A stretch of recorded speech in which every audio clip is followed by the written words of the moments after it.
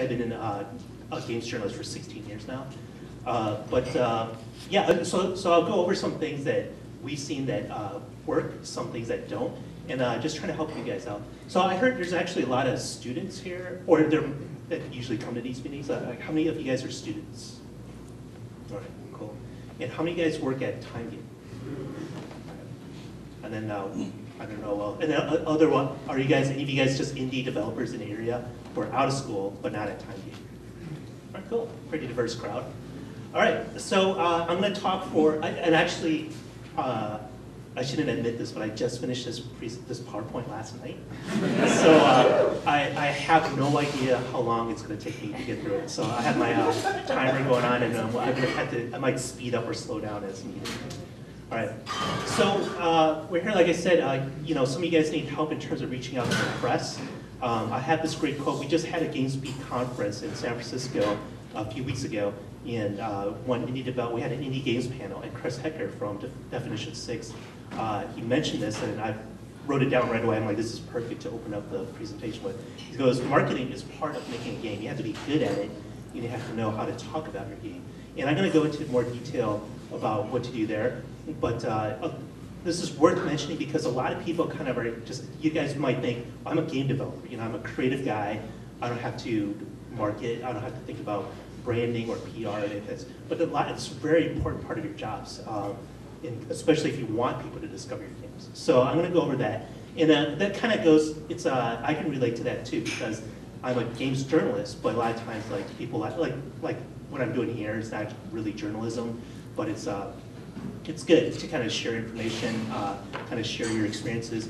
I'm asked to do things that are not considered journalism all the time, but you know, especially in today's world, today's economy, you have to be kind of multifaceted. You have to be able to get out of your comfort zone a little bit and not just think of yourself as purely a game developer. So Adele talked about me a little bit, but just to kind of give you guys some background, I'm 16 years in biz. I've held these positions during that time. And, but the bottom line is of why, I'm not trying to show off or anything, but just trying to say, I've heard a million pitches from all parts of the business. So I would like to think I've experienced enough to kind of be able to share some useful tidbits. All right, so your guys' problem, there's too much noise for you guys to have to deal with, right? So you're making indie game, you have a million platforms, and you go to every one of these pages hosting these games, and it's just a mess. It's just like tons and tons of games. So how do you get yourself noticed? And I didn't have a right screenshot for PlayStation Pub Fund, so this is a picture of IDO because they don't have like one big thing like the other guys where you can just shop for all the games. At least not that I found. So you're dealing with all of this noise, you know. So how do you guys get attention from these guys, you know? And there's me. And I'm going to wow you with all kinds of really basic PowerPoint animations and templated fonts and stuff like that. So, but yeah, so and GamesBeat is a division of VentureBeat. So VentureBeat does more tech coverage and business stuff, and we're the gaming division. So before I talk about how do you guys reach out to guys like me to get your game noticed by the public, I think first we need to look at your game first from a design point of view. You know, is your game special? Does it do anything new that hasn't been done before? You know, and that could mean gameplay, it could mean story, it could mean setting, it could mean aesthetics and graphics, right? And I'm sure you guys all have, you know, plenty of examples where you're like, wow, this game is doing something really new in storytelling, this game's doing something new in setting. But like when I show you these two screenshots, you guys probably all recognize here, it's Braid. I should let you guys, I should get the audience more. What's this game? So, you know, these are games, indie games have found a lot of success and a lot of press because they really did something different. You know, Braid brought this really colorful, vibrant world. A lot of people like the storytelling. Personally, like, don't tell anybody, but I wasn't that thrilled with it. I think it's a little pretentious, but a lot of people liked it. You know, they thought the way Braid did storytelling was really cool, really unique. Limbo, obviously, is a very striking game. You know, I remember when I was walking through E3, the Electronic Entertainment Expo, and I just like stopped at my try. It was like the last day I had like an hour to just kind of run through all the different displays to kind of catch up on anything I might have missed. And at that point, I was so busy I hadn't heard of Limbo yet. And then some girl was playing it, and a big spider. Like, you guys all played Limbo? No, but so At some point, it's about a little boy. It's kind of like this dreamy world, very stark, black and white, contrasty looking game. And then this girl was playing this giant mechanical spider was the threat, was the objective at that moment. And I just stopped and I'm like, what the hell is this game? And so the point is just, I didn't even know what the gameplay was at that point. I just stopped purely on the visuals, and Limbo was ingrained in my mind. It was instantly on my radar because it just looked so cool. So the point, if you got something memorable in any of these categories, preferably more, then you automatically have an in when it comes to dealing with the press. So looking at these two examples, like again, Braid and Limbo, you can check off a lot of these things, right? Gameplay, story, setting, aesthetic. They did very well there, and that's why they got so much press before they even came out. All right, so at that same Indie Games panel, Jonathan Blow, who's the developer of Braid, he was telling the audience, don't waste the press's time with shitty copycat games. And that's really important because obviously there's a market for shitty copycat games, but you're going to have more trouble promoting that stuff to guys like me. If you're just another Minecraft clone, another Tetris. By the way, there's a lot of Minecraft clones out there, especially in Xbox Live Indie Games. It's ridiculous. We're doing a story about all these copycat Minecraft games, in fact. But yeah, so if you know your game is one of these shitty copycat games, you might have trouble promoting it. So again, you want to try to see, hopefully you're offering something really cool, unique, and that's worth writing about. All right, so now taking a look at your game again, but from a branding point of view, what are you calling a game? What's the name of your game? I think a lot of people don't really pay that a lot of attention. You just kind of do something really easy that just kind of summarizes the gameplay. And I'm going to give you guys a few examples in a bit. But questions to ask yourself: recalling your game. What does your logo look like? And I'll explain why that's important. Now, the thing is, ask yourself: will people remember either of those things? Like after you get done with your name of the game, with your logo, are those things memorable? So are they going to be marketable? So one thing you can do is focus tests with your friends, with your peers, with little 8-year-old girls. Throw some things by them and see what they think. Throw some different logo ideas. And the reason why I kind of emphasize this logo thing, it's not necessarily to talk to guys like me, but if we look at the Steam store, for example, I kind of did this little test and just kind of went through a bunch of games. Most of these I hadn't heard of before, but I just kind of took a look at, like, if I were a gamer, or I was just in charge of looking for new things to cover from the Steam store, what's going to attract me? So here are my opinions. Right or wrong, people might have different opinions on this, but these are examples of what I thought were good logos. I apologize, they might be kind of hard to see. They're kind of small, but this is how big they were in a Steam store. So this game, I thought was just visually cool. It had the little UFO thing, but this game, I like the name, right? So, and judging by your chuckles, right, you see what I'm talking about. Like, that's a memorable game name, and then you kind of have an idea. Like for me, I'm like, okay, this might be a bullet hell shooter or something like that, but it has an interesting name, so that has that going for it. Now, CubeMan, it's an okay name, all right, but what I like about the logo is it kind of gives you a quick look at what the game will look like. Again, I'm not sure if that looks okay to you guys in the audience, but what I thought was really clever about this is, like, looking at the last two logos, you don't really know what those games are, but CubeMan is like, okay, so here's some 3D isometric thing, possibly team-based shooter, but it instantly kind of gave me a quick idea of what the game's about, so I thought that was good. Now these two, Foreign Legion and Orion, not necessarily, I'm not putting these up here because the names of the games are great, but because they're little subheads in there kind of describe the game. So Orion on its own is very generic sounding.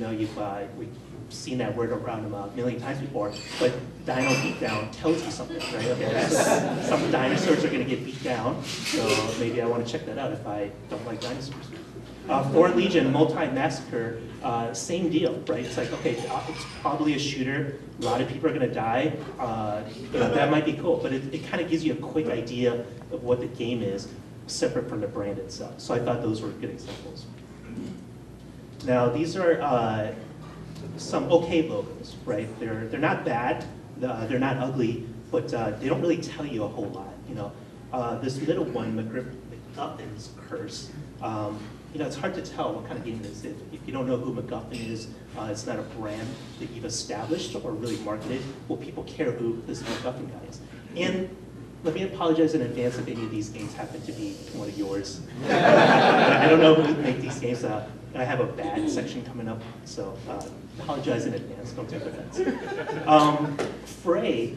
Now, I actually kind of think that logo is kind of cool design. I like that little logo, but why it doesn't work very well? Because they didn't think about how this logo is going to look in a Steam store, right? So there's 3 words underneath Fray. Can you guys read that? No. Okay.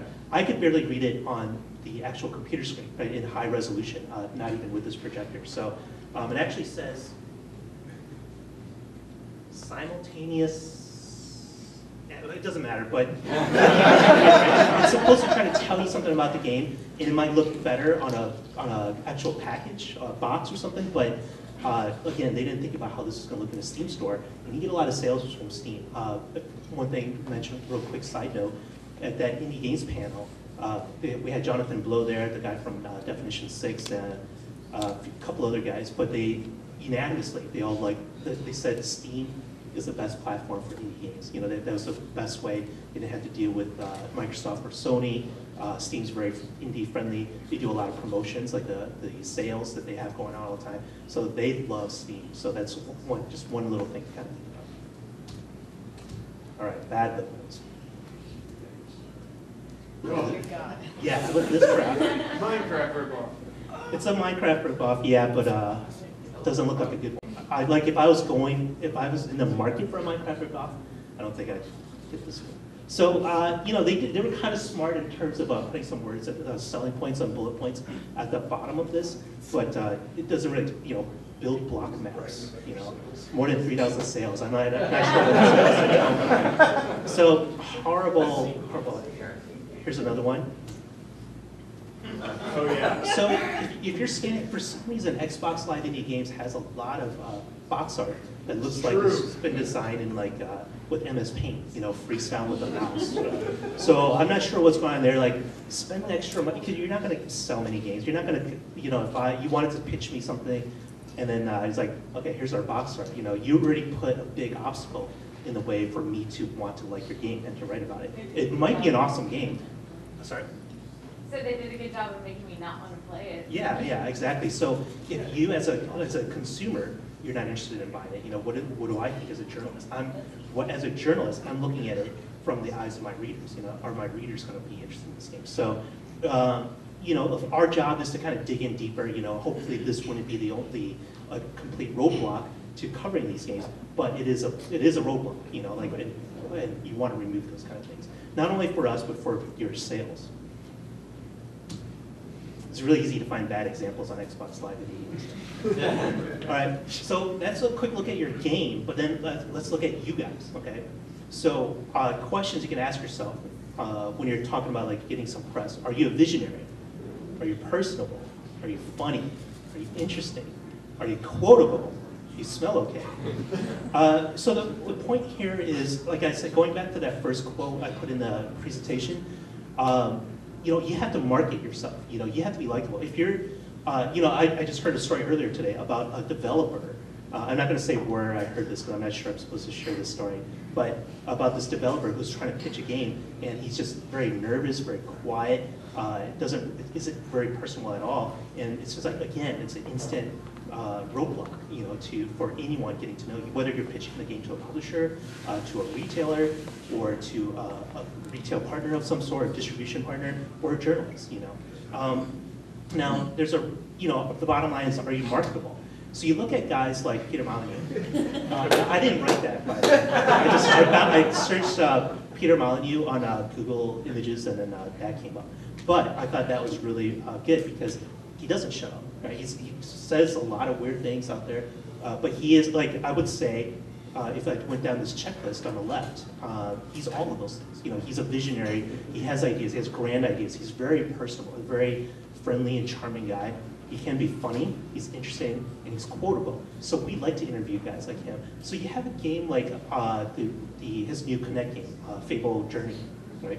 It's not a good game at all, but there's coverage out there. One, because there's a Fable name, but two, because Peter Molyneux is selling it, and we love talking to him. He's a great guy to to sell games. Now, even if he's actually not doing a lot of the design work on games like that, it's still great. You know, there's a reason why they put those guys in front of the press. You know, there's a reason why Cliff Bleszinski from Epic Games, he's a designer on Gears of War. You hear him talking all the time because he's a great speaker and he provides good quotes. He's opinionated and he has personality, right? So I remember even one time their partners were making the game Bulletstorm. He had very little to do with Bulletstorm. You know, this is another studio, but when Electronic Arts was doing a press event, Cliff Bleszinski was the guy to go up and talk about and introduce this game.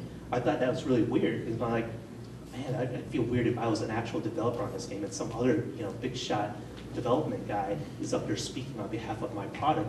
But it just goes to show, those guys know how to do good PR. They put the right guy in front of everybody to talk to. So you have to look at yourself as well here because of marketing your game. You want to be Peter Molyneux, you don't want to be Oscar Bridge. That wasn't very funny. All right. So now doing some publicity for game. If you have some money, if you have access to resources, do consider a PR firm. PR gets a bad rap in all industries, but they're very useful. Because these are people. Some of these companies are more and more indie friendly. Here are a few examples: Sandbox Strategies, 47 Communications, and Vendor Helper Impact are all firms that have done more PR specifically for indie games. And obviously people that don't have big budgets, don't have huge teams. And even Vendor Helper Impact, I don't know if they're doing this now, but they actually had a specific guy who was dedicated just for, they had a little indie games division where they're like, okay, we're not going to charge our clients a lot of money. We're just going to help them get their products in front of the eyes of some journalists. I got pitched for one game for WonderCon, which is like a baby Comic-Con that we had in San Francisco. And there's some random crappy iPad indie game. But this big PR firm, Better Helper Impact, who I work with for other companies like Konami, Square Enix, and things like that, they pitched me on this indie. They had me come down and take a look. So that can be very useful. These guys know us. They know all the press outlets I showed you earlier. The Kotakus, IGNs, 1UP, GameSpots, GamesBeat's of the world. These guys all know all of us already. They have our contact information. They already have established relationships. So it's easier for them to get in front of our faces than it might be for some of you guys. Now, if a PR firm is a little bit too big for you, a little too intimidating, there are also a lot of PR consultants and freelancers who can just do more personalized projects. They're a lot cheaper than hiring a firm. You might have some guy who's just going to put in a few hours for you each week or each month. But these guys can help you. I know a lot of Sony, Square, different agency, ex-PR people who just do this as a consulting side thing. So those people can be hired really cheap. Right. Now, the important thing, this goes back to what I just mentioned before, is it's also important for your PR handler to like you in your game. You're not just marketing to guys like me, to your consumers, but all aspects of your business, right? If your PR person is, they bought in, they see your vision, they like you, they like your game, they're more likely to push it. We see the passion from those guys. Not all, you might have a stereotypical view of how PR people work, and some of them probably do match that vision, but there are a lot of them that are actual gamers. There may be ex-game developers, ex-journalists that have gone into PR, and they honestly like publicizing games. So it's really important for you to get them on your side as well. Now, I would imagine most of you, especially you younger people and your students, are probably not going to have the budget to go and hire a PR person or firm. So if you're going at this loan, you can email us, the journalists. So you want to, quick example. So Jonathan Blow, again, the guy who did Brave, how he started this, all he did was email a few people. He went out and targeted some key influencers in the press. And he just basically asked them, hey, can I show you my game? He got a few bites, and then it took off from there. Like the publicity just became a snowball effect. Some people started covering it, more and more people became aware of it. And I don't know if you guys really followed this or paid attention, but Braid got a lot of publicity before it even came out. And this is just this weird indie game that no one's heard of before then, by this no-name developer, no-name, it's not a studio or publisher we've ever heard of before. Braid did get a lot of publicity. So when you're emailing, there's two ways to go about it. You can look for tips email addresses, like we have a tips inbox, Kotaku has one, Joystick has one. So a lot of these websites, the bigger ones, have a submission email address for you to contact them through. Now, that can work, that's okay. Like for example, I'm not sure how everyone does it, but our tips inbox is monitored by interns and news writers. So sometimes they'll scan through those, and if something catches their eye, they might point it out to the rest of us and say, hey, it looks kind of cool, should we do a story on this? I'm going to go over emails more in a little bit too. Better, look for individual addresses. But you have to be careful, and you're going to notice in the next few slides, I'm going to contradict myself a little bit. It's because it's not always a black and white thing. It's not always this will work and that won't work. It depends on who you're talking to.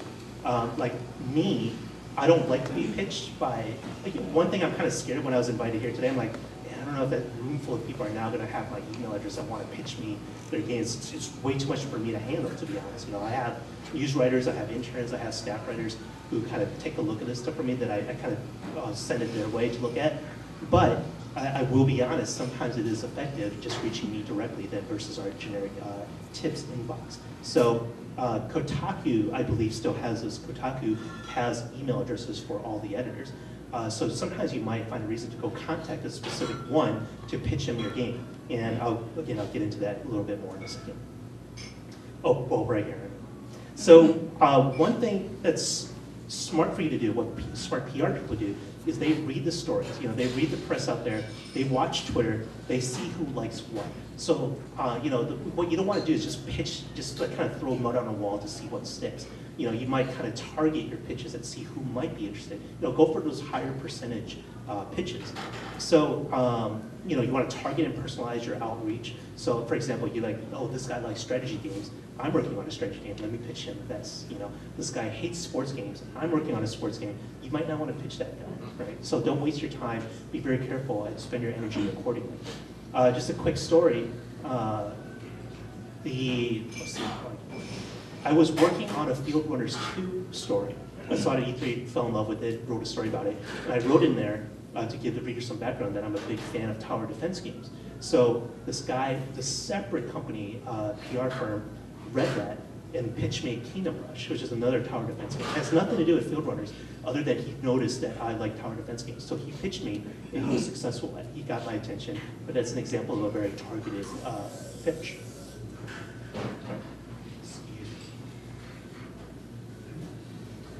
So when you contact people, think of your email like I would think of an article or a story, right?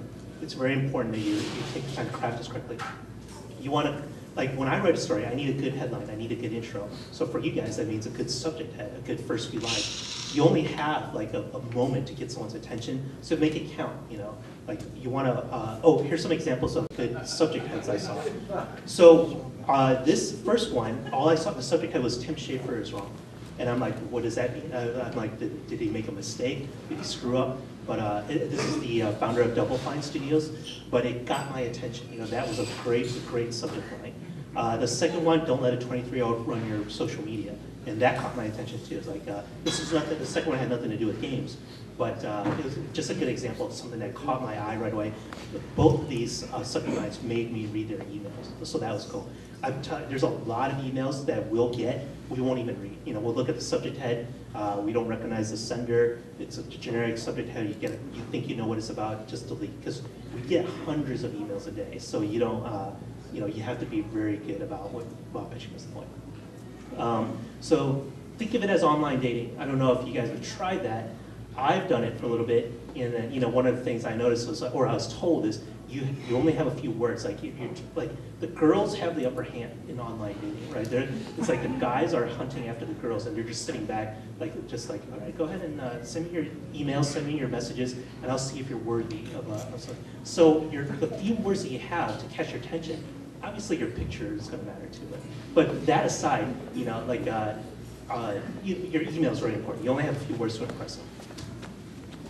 Another thing, here's an example. Don't assume that we know your game. I got this email, Soul Captor is live. I don't know what Soul Captor is, but maybe I should know. Maybe all of you guys are looking at me like, he doesn't know what Soul Captor is? What an idiot.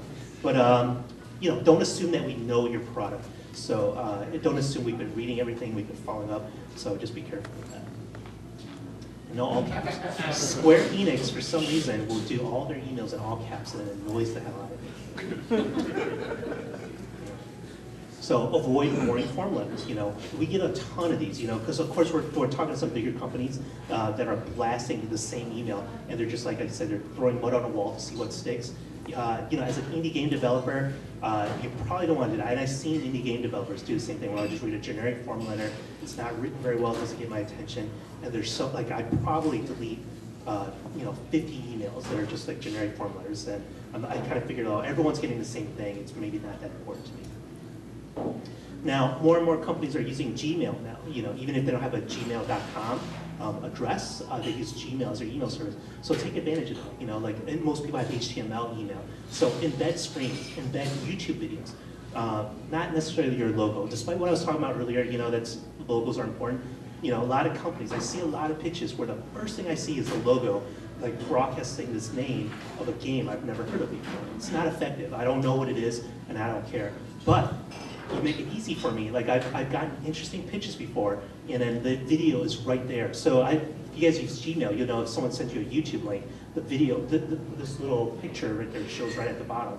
So that makes it easy for me. I don't understand people who pitch me and say, here's a link to this, here's a link to this, and they're sending me elsewhere, hoping or counting on me to check this stuff out. Just put it in the email for me. If I see right away, like let's say I've never heard of Limbo before, right? And I see a screenshot, the same one I saw earlier, I might be like, what the heck is this? I'm curious. And if someone puts in a video, and it's like a quick 30-second, 45-second video that's not gonna take a lot of time for me, that's really easy for me to click on. And I've actually been interested in games before strictly from their YouTube video. No one's seen it, they just put it up there, and then they just hope some press guys look at it, and it's working.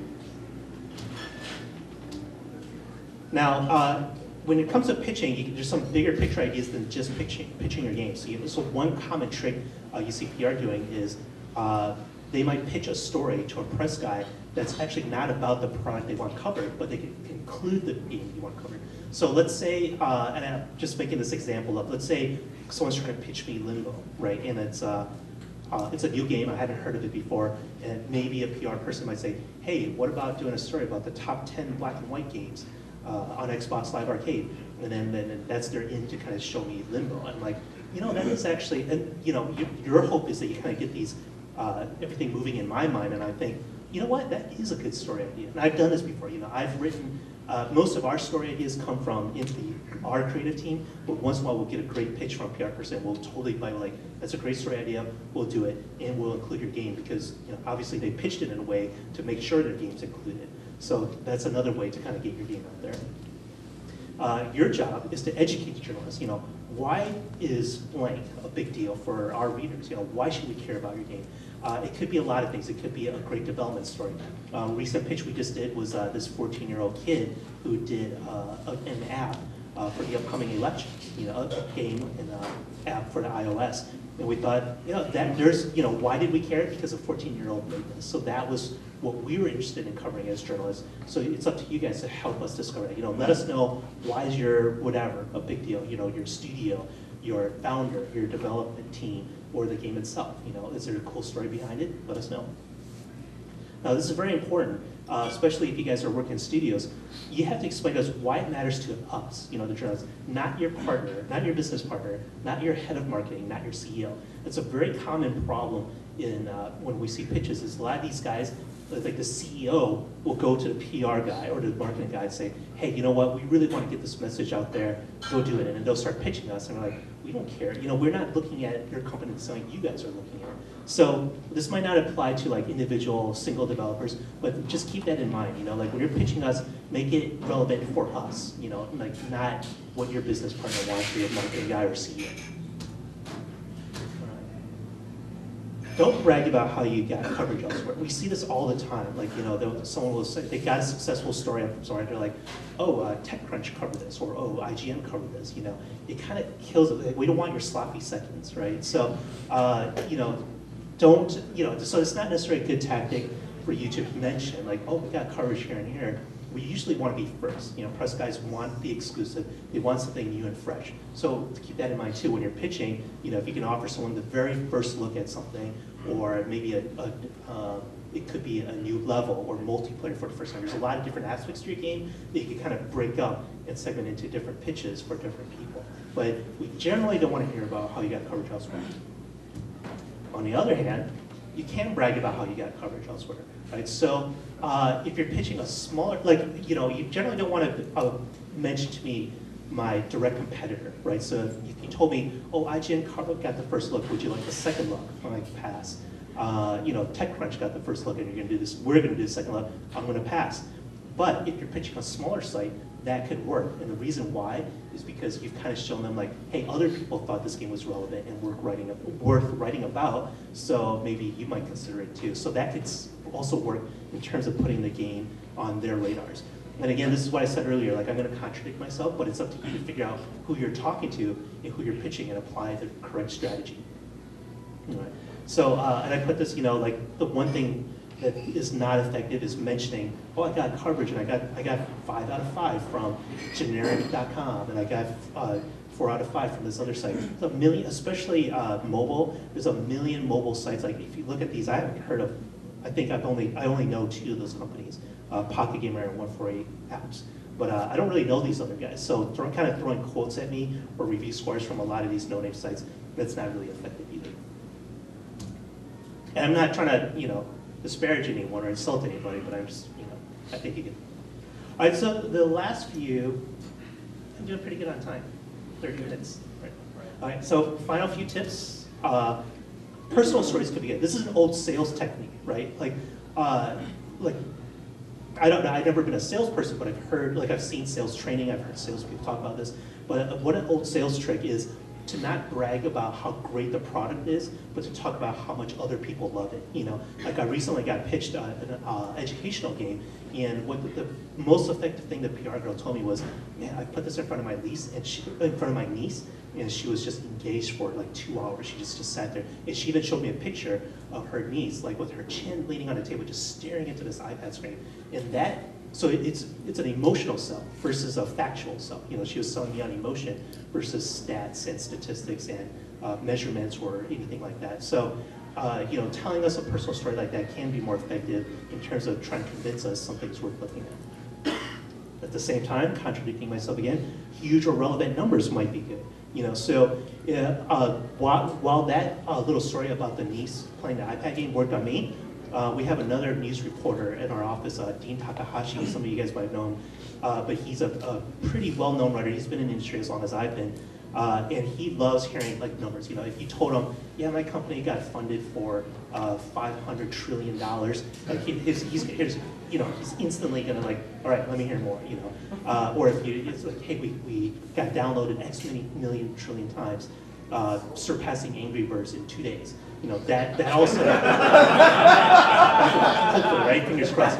But, you know, if we heard something like that, that's a pitch. That's something that might be very useful. So these two are kind of opposing strategies, but both can work really well. Another way, if you're having trouble like reaching people to write about your story, sometimes you might just ask for a tweet. Now, you know, this is very different from how it was 5 years ago, but a lot of times, like, I know I've done this, I've seen a lot of other journalists do this. A lot of times when we don't have the time or the bandwidth to kind of write a full story, you know, like we gotta talk to people, we gotta get quotes, we gotta get all the facts. Sometimes it's like, hey, you know, like, you know, maybe I'll check out your game and I'll just gonna tweet out to my X many thousand followers that, hey, this was pretty cool, and that's all. Very low impact for him, and then you reach a lot of people instantly. And, you know, honestly, you know, we don't want to admit this, but a lot more people might be reading our tweets than actually our stories that we write on the website. And obviously, those things could go viral too, you know, with the retweets and such. So that could be very important. Like I know I started playing a game, 10 Million. It's a puzzle game with some role-playing elements, just because Ben Kuchera from Penny Arcade mentioned about, he just tweeted out, he's like, I'm really addicted to this game. I had another friend mention it, so I'm like, all right, it's 2 friends of mine in the industry kind of evangelizing this game. I just bought it, like sight unseen, downloaded it, and I got addicted, and I tweeted it out. So you can see kind of that viral growth just from Twitter. So maybe you can ask for that. Another way to get coverage is giveaways and contests. If you have a few download redeemable codes, that's one way you can kind of convince somebody to give coverage to your game. So that earlier example where I said Kingdom Rush for iPhone, where the guy pitched me about writing a game, I actually didn't cover the game because Kingdom Rush first came out on Flash, then iPad. This is the third iteration. It's the exact same game. It's the smallest one. So I'm like, I don't have anything to write about this game. It's been out for a long time. But I said, well, you got me. You pitched me. He got the door open. So what I did was we talked about it and said, okay, what if we do a giveaway? So we gave away 10 codes for Kingdom Rush. We promoted it on our social networks. We did a story about it. So there was coverage that he got, and it didn't cost him anything. It's just 10 codes, 10 games. And somebody got that name out there. So other places to kind of get the word out about your games, there's community sites or guest posts. So websites like bitmob, which is my previous company that I own, that I'm rolling into GamesBeat. What we do is we allow users, and OneUp does this, OneUp has user blogs, IGN has user blogs. There's probably many more examples, but we allow, for example, developers to come on to write the story. As long as you're straightforward and honest about it, and transparent. You can't go and pretend to be a user like, oh, I love this game, it's so great, check it out. We don't want purely promotional stuff on there, but we have developers who will go on and write stories, and it could be in the form of a guest post, or it could be in their own words, under their own name and byline. But sometimes they'll write about a subject that's interesting, like, hey, here's life of development at Time 8 Studios. Here's what school, learning about development is like school, at my school. And then at the end, or somehow you could work in there, like, this is my project that I'm working on. So you kind of slip in there ways to kind of mention your game or link out to your game without being all about your game. But there's a lot of different avenues for you guys to kind of just tell your own story out there. And most websites, they love, you see developer diaries all the time. We do guest posts all the time. So we love that stuff. It's free content for us. We didn't have to do any work but edit the story, but you guys get to tell your message. All right, so that's basically it. Since I'm here and there might only be a couple of journalists here. If you guys are thinking about pitching me, I'm not going to give my personal email address right here, but there's ways to reach me up here. But we have our game tips at venturebeat.com address for just general news spams. Again, that goes to our news writers, and I get it as well, all the game tips emails. So we have 2 different tips emails. But one thing I was going to mention that's kind of relevant for you guys, we're actually doing a contest right now. If you Google GamesBeat pitch us in one tweet, it should be the first thing that comes up. We're doing this kind of fun thing where if you could pitch me your game in one tweet, and then there's some keywords and hashtags to use in there as well. We'll take the best 5 pitches that we hear, not the games themselves. We're not even going to check out the games. We're just going to read the words in that pitch, take the top 5 or so, and then write a story about them. So kind of relevant to today, so I thought I'd plug that as well. So, all right, so that's it. Thanks very much, and I think we're going to do a quick Q&A now. Yeah, we're going to do a little bit of Q&A here. Mentioning in an email to, say, Kotaku or other sites, that's bad. What about being covered by local news stations? Would that be beneficial or not? That could work because, like I said, the point of mentioning it is just to kind of let people know your game's relevant, right? That somebody cared, so maybe you should care. It's better if it's not a direct competitor. I'm sure Kotaku heard Joystick did a story on that game already. They're going to pass because they're very scoop-centric. They're looking for the first one and everything. So maybe if it's like for Kotaku, it's a lot less threatening if local NBC covered your game and did a story about it. Maybe even have a video you can embed, like I was saying. You can show them, like, hey, look, we have an interesting story behind the game.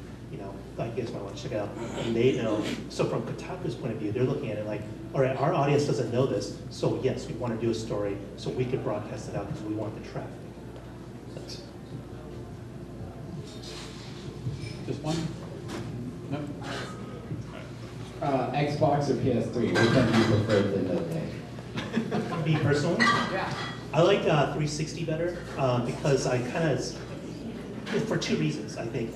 One, they did the achievements thing first before PlayStation did trophies. So when I started kind of getting into collecting achievements, getting them, I think they do it better, and I just kind of get started there.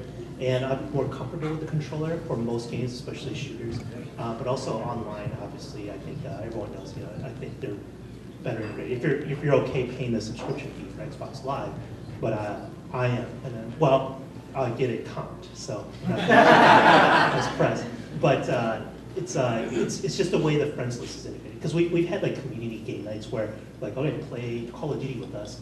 It's super easy to do, and then we'll do, okay, let's play, everyone play Uncharted 2. You know, we're gonna meet up this night at these hours, let's look up and play Uncharted 2. Pain in the ass. So I play a lot of online games, so I like Xbox better.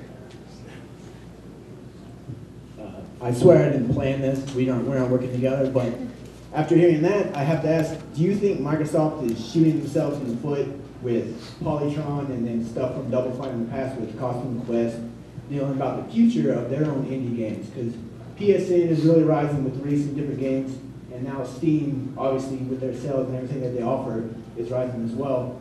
As an indie game developer, do you think maybe Microsoft as an avenue is a bad choice, and maybe 17-bit with Skulls of the Shogun is going to wind up having the same issues that Polytron has had?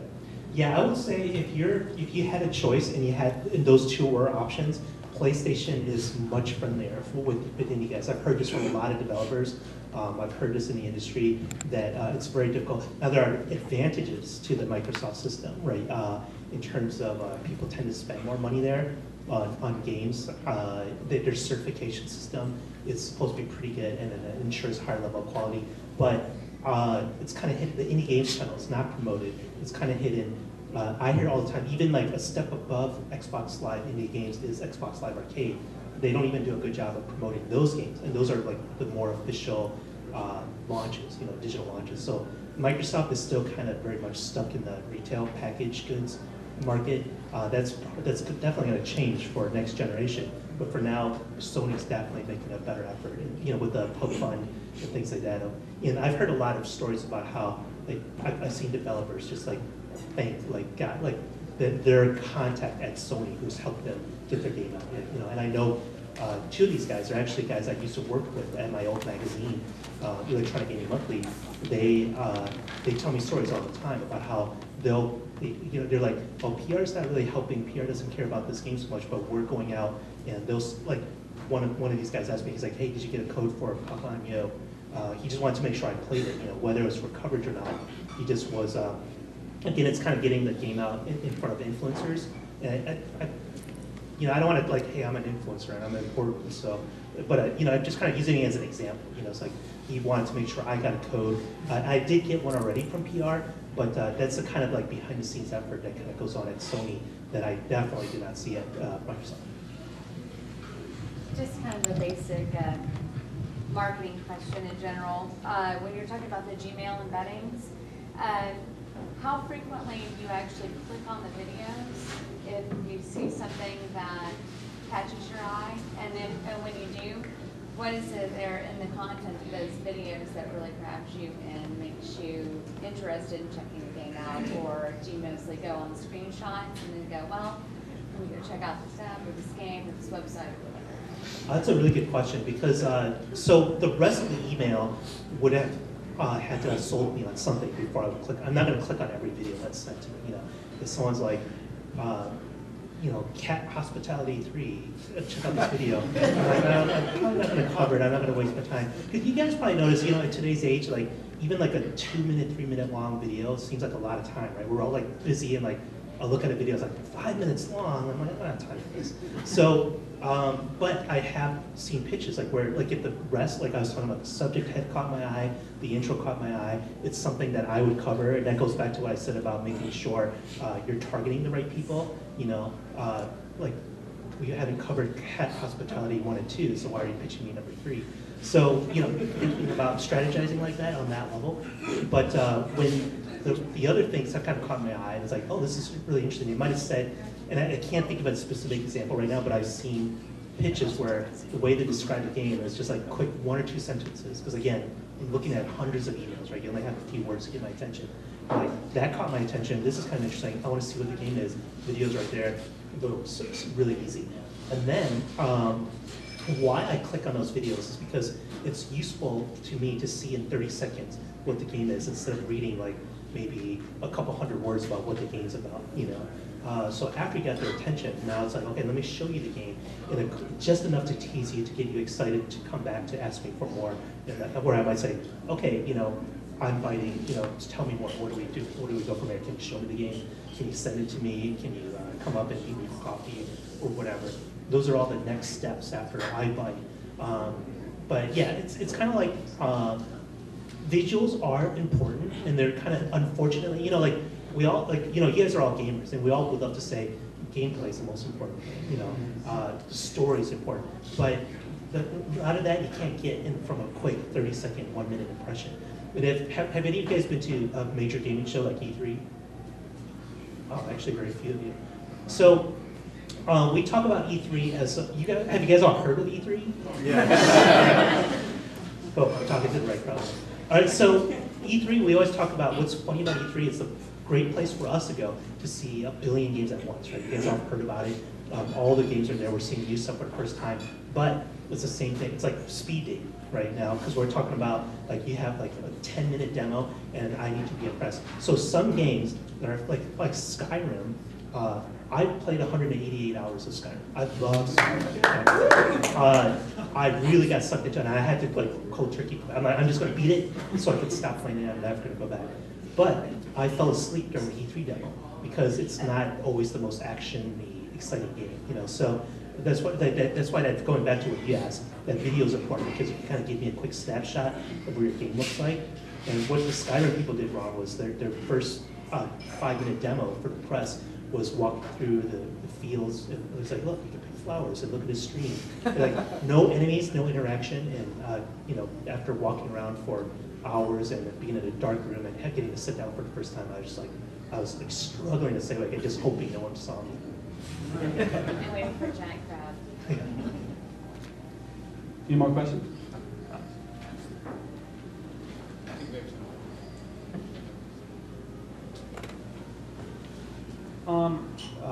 I've heard about sometimes developers will get journalists involved in like a beta phase, or like, you know, you'll look at a particular build of a game and give your feedback, and then hopefully they'll take that feedback into account. How do you go about setting that up? It's that's tough, I think, especially for indie games. I think you kind of have probably a relationship. Like I said, that's where someone like a PR firm can come in and help you. That's really tough. You can sometimes solicit free feedback just from bringing them the game. You know, if you can convince them, hey, can I just get 15 minutes of your time to stop by, give you a quick demo. You know, like, you want to make it easy for them, right? Because you imagine there's just like however many people are in this room. You're all making games. Like, this is just one city. You know, just one chapter. So, you know, we're getting it from everywhere. So you got to make it easy for them. But if you could get in the door, you get to show them the game. Sometimes you can just ask them right there. You know, it's like, hey, you know, what do you think? And then some journalists are better at it, giving feedback. You know, sometimes they don't want to hurt your feelings. And they're like, yeah, it looks pretty good. And then later they're like, that game looked like shit. But then, you know, sometimes you will get more honest answers. You know, you might have to even bug them for it and say, hey, you know, give me an honest impression. You know, I'm doing this on my own. I don't have focus groups. I don't have a big QA team. So, you know, let me, what would you fix? You know, what do you think's right or wrong? And that's the thing about us, is we love giving our opinions. You know, so you'll probably get a lot of that for free, but you're not likely to get that as an upfront request, right? If you just went in, it's like, I want to get your feedback so I can help improve my game. You know, it's like, well, you know, why would we do your job for you? So, does that help? Does that answer? But there are formal, like there are organizations, especially a lot of ex-journalists have gone into consulting. You know, Ronnie knows this. Like there's a lot of, like, they'd like to have journalists because we've seen a lot of different kind of games. We play a lot of different games. And a lot of journalists have left journalism to go do consulting, either on a freelance or contract basis or through companies like Gun, Hit Detection, Big Huge Games, I think is one, or I might be getting others. But there are a few companies out there that are ex-journalists doing full-time consulting. But that's probably going to cost you a lot of money. Because the reason why these guys leave to go do that, it pays much better than what we do. Got kind of two questions. One is, I saw an article on Gamasutra recently. They talked about an indie developer. They generated a lot of buzz before the game came out, but once the game came out, they had a hard time generating buzz about it and converting that into sales. So, I mean, the first question is, what are your thoughts about waiting? So one of the things they said was doing marketing after the games come out so that your buzz translates immediately into sales. Another question would be, if you did your marketing before your game came out, how would you keep that buzz? Once you got the buzz started, how would you keep the buzz going? So that's one thing PR people are really good about, and marketing people, they schedule a calendar, right? Now, I'm gonna give you, like how I'm describing this is more for a big budget game, but what they do is plan out, like, okay, when is the game gonna be out? And then they work backwards from there and then plan out like, okay, this is gonna be, maybe if it comes out in October, a few months before that, it's multiplayer reveal, single player reveal, we're gonna talk about weapons here, interviews. So they have like a huge calendar where they plot all this stuff out. The biggest mistake is doing press too early, because you can kind of peak and then now your game's delayed, or it's not out for a few months and then you lose all that momentum you got from the press. So ideally you want to try to figure out, if you can figure out what that peak is, if you think I'm gonna get some interest here and it's just gonna be a buzz and it's gonna build some momentum, you want that to hit right about when your game's gonna come out. So what that means, that depends on the game and the people, but if you're doing PR a year out before the release, it can backfire. Sometimes, it depends. Like if you look at Fez, that game's been in the press for like 4 years, and people kind of got sick of hearing about it. And by the time it came out, my feeling is, obviously I can't say this for sure. My feeling is it didn't do as well as it could have if it came out 2 years earlier. So now you obviously probably can't speed up development by 2 years like that, but you could have not promoted it so early, cut it from the front end and got it closer to the release where that excitement would generate or turn into sales. Now, post-release marketing, I think it can be very smart, because then you might have some ammunition, right? Like hey, look at, we hit iTunes top 10 of 5 weeks in a row. And because there's so much noise out there, even guys like whose job it is to watch this stuff might not realize, there's all kinds of success stories out there that even though it's in my field and I should know, I don't know. Like I only have so many man hours between my entire team. We miss stuff all the time. So that's why we take pictures, we sometimes hear about interesting stories from other people. And sometimes that can happen post-release for sure. And sometimes you don't even know what you have, right? It's like, I'm going to throw this out there, and then all of a sudden people go crazy for it, and then now it's much easier to get coverage that way.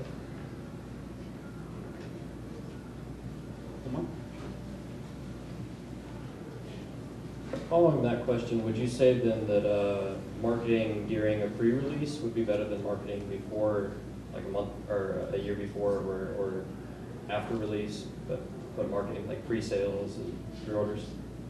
I mean, it depends if you're talking about a retail product, like a packaged goods product, right? If you're doing, if you have physical media, then yeah, you have to do some pre-ordering, because then it's not only generating hype for journalists and consumers, you need to generate hype for retailers, right? Because a lot, like, you don't know this, like, but, or you might not know, I don't know if you know this or not, I don't know why I said that. But a lot of times PR is strategizing based on when Walmart's gonna read that story or that cover. So I didn't even realize, it's like sometimes I'll get a pitch to look at a new game, and they're like, we want you to debut it, we're hoping to this month, and you kind of think, oh, it's because that's when the assets will be ready, that's when they'll hit alpha, or that's whatever point in development where it makes most sense to see it. No, they're smarter than that. They had the time, so when that magazine comes out and that cover hits, then the Walmart executives, like, what is this game? Like, and it matters. Like I've been told, like I've had angry PR because we did a cover for Saints Row 2, and then we weren't that kind about it. And, or no, I'm sorry, it was like Driver 2, I think. And our cover story was kind of negative. And then the PR guy just like bitched me out, because he's like, you cost us like X many 100,000 units of orders from the retailer side. We're not even talking about sales yet. This is just the kind of stuff that goes on in the industry. But indie games, like your digital, you could do a lot more personal outreach. I think that's a totally different story. And I would not publicize a game a year out. Generally speaking, like every situation is unique. But to me, that seems like a long time to have to ask anyone to wait to see your game. Any more questions? I actually have two. Okay. It's just a real quick thing. I personally aren't into aren't much into developing myself, but a friend of mine, you know, we talk at work, and he has a couple of ideas floating around. It's only bits and pieces, but you know, I guess two questions I would ask for him, since he's not here, would be, what would you suggest that, what part of the game do you think he would work on first? And the second thing would be, basically, if he's going to do something like that, you know, in a world where all these new ideas are coming up and all these clones are also resurfacing, you know, what could he put in his game for inspiration to make it seem unique, to, you know, make it jump out and say, hey, this is actually different from all the hundreds of thousands of games we have here. You know, what could make it stand out? It's a really good question, and I think actually that's probably, like, everyone sitting around you could probably answer that better than me. You know, to be honest, I'm not trying to blow it off, but I'm not a game developer, right? And you know, I've had ideas for games in my head, but I've never put them to practice because I don't know game development. It's very hard. You know, people's like, hey, you should be a game developer, or you should go into PR. I'm like, tough jobs. Like, I know what I'm doing. I'm comfortable where I'm at. But you know, it's hard to say. It's a really difficult question. And I think if I knew, I should be making games. You know, I'd probably be making more money than what I'm doing now. So, you know, maybe this is a good networking event, and you can kind of, you know, pick the brains of some of the people around you. But that's a tough question. But you know, like I said, I keep going back to visuals. I think that's really important. Like, I've seen so many games get covered on visuals alone, and you go to big conferences like E3. So it's like probably 90% of the pitch you see a game at E3 is the visuals. You know, like a few more examples besides Limbo example. You know, like Deadlight, side-scrolling zombie game. Like, I immediately caught my eye because of how it looked. I ended up hating the game, but it was on my radar. You know, because of how it looked. Sometimes you don't even get a chance to play. Like, you're running through E3, you're just like, I'm going to look at someone else playing this game for 5 minutes, I'm going to look at someone else playing this other game for 5 minutes. You don't get a chance to get your hands on all of these games. So I think visuals are, you know, like, people, I think, is a little misguided when, you know, gamers kind of take a hard stance, like, that's the gameplay, it's the story, it's like this and that's important. They're all important, obviously. Gameplay ultimately matters. But your first impression, you want to get noticed, you want to stand out. Visuals are huge, huge. You can't, it's, you know, it's not, can't put enough significance on it. So unless we have any more questions, I think we're about up to Mark. Robert, behind me. This isn't a question for Dan, but for the audience in general. Check your pockets. Is anybody missing the keys to their car? May have left it on the table during registration. If you can guess what those keys look like, you can walk back over to that registration over there and possibly find just throwing that one out there. Question number 2 to the audience is, who here enjoyed Dan's presentation tonight?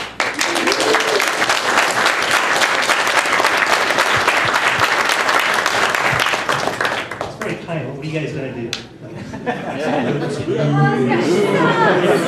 Rotten Tomatoes. I'm right here, I can hear you. But thank you. So we are about out of time, but I think we can take these few last questions. Oh, and before I forget, is anyone here working on any Wii U games? Okay. Oh, you are? Yeah. Well, come find me. I'm going to eat dinner after. I haven't eaten dinner yet, so I'm probably going to eat dinner. But find me, because I might get a quick quote from you for another story I'm working on. I don't think Brett counts. Most of the time, yeah. He doesn't count. Oh.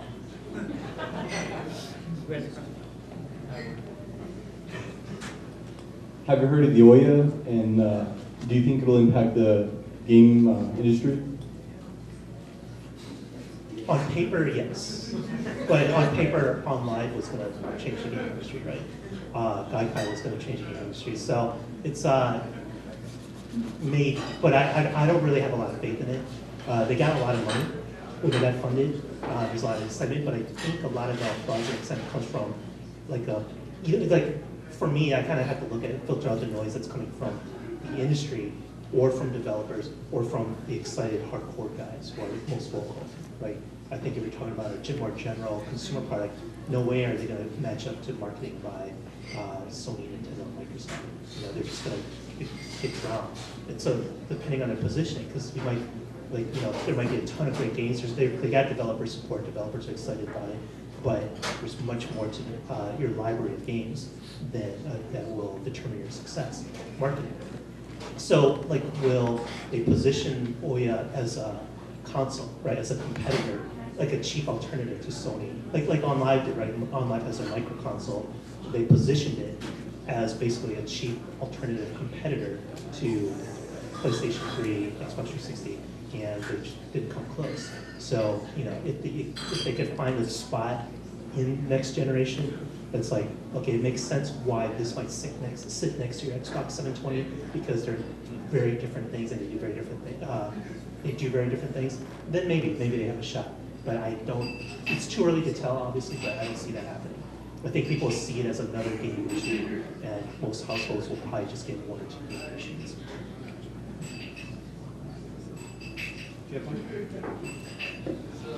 So my question is kind of based on towards endorsing and getting endorsements to kind of get you interested in the games we're trying to pitch. Being an independent developer, you know, a lot of times I don't have the credentials of games that, you know, to kind of track down on my list. But sometimes I actually have references like local celebrities and national celebrities or things like that that I can actually put in and say, hey, they play my game, they like it, or there's GoFundMe or things like that. What kind of weight does that have to you when it's a celebrity or a known person outside of the game industry saying, hey, check out this game? Like a celebrity, like who? We'll say Bundy. Like Bundy, he's a rapper here in Houston, or Kanye West, or something like that. All right, let's go with Kanye West. For me, not much, because the way I'm more critical, and I'm like, well, some people will pay him to, you know, say something good, some people will get it out of context. But if you were pitching it to a newspaper that like for us, like Kanye West doesn't really, he's not in our world, right? We're not covering, you know, like tech-wise, he's not a big famous game developer, or he's not like Bill Gates or something like that, you know? So he matters less in my world, but like an entertainment consumer magazine, maybe an Entertainment Weekly might find that very interesting, you know? They're much, you know, if you get a hit out of Entertainment Weekly, it's a much bigger deal than getting a hit from GamesBeat, you know? So I think that's sort of, if you can't, like just for me, not necessarily, but you can definitely find people that could be interested in that, you know? Like especially if you find out why he liked it, you know? One quick example is sort of related to what you just said. There's this app where you control this little robot ball, and you use your iPhone, and you just use your finger to kind of move it around. And then I forget what it's called. Like these guys, all they did was like President Obama was in town, and then they put it in front of them, and just like basically forced away, like, hey, check this out. And you just start playing with it, like, oh, this is kind of cool. And they someone on the side was recording it, and they sort of got this endorsement from Obama. They didn't pitch it to him. They didn't go through any official avenues to get it in front of him. They just caught him off the cuff, walking out of somewhere, like a crowd of people wanting to get autographs and pictures, and some guy shoved a phone in his face. He was able to do it, you know, somehow get past security. But he played it. They caught it on video. This is a YouTube video of it, and I thought it was interesting. And how they got to me, how they pitched to me was like, President Obama played our app, and like, and they weren't lying. You know, he did say on camera, he's just being nice, I think, you know, but he played it. There's a YouTube video of it, and he said this is pretty cool. So, I don't know, does that kind of help? But I think it just depends on the celebrity, depends on who knows them, depends on how, you know, that's, like I said, like we're not really, we don't really care about celebrities so much. We never cover celebrities, but a lot of places do. You know, maybe a Hollywood Reporter or IGN is a good example. They do a lot of Hollywood crossover stuff. They might be interested if like Kanye West was like back in the game or really interested. But for me, it's like, yeah, you know, I've heard there's so many celebrities that want to get into games, or they create their own studios, or they'll put their name, they'll be producers, you know, like The Rock, you know, has done it, Kurt Schilling and guys like that, but it's like not a big deal.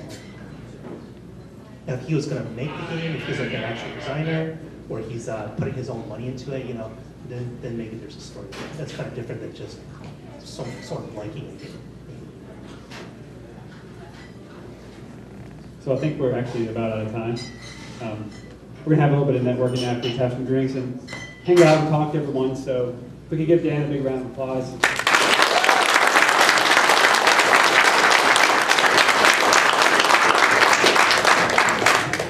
Thanks for having me. Appreciate it. So I think that's about it, guys. Thanks for coming. We really appreciate everyone coming out, and please hang out, talk to Dan some more. He is going to try to eat for a few minutes. So if he's eating a hamburger while he's talking to you, don't feel offended. I'll just get boosted some Thanks for coming, extra guys. special smart when I talk to you later.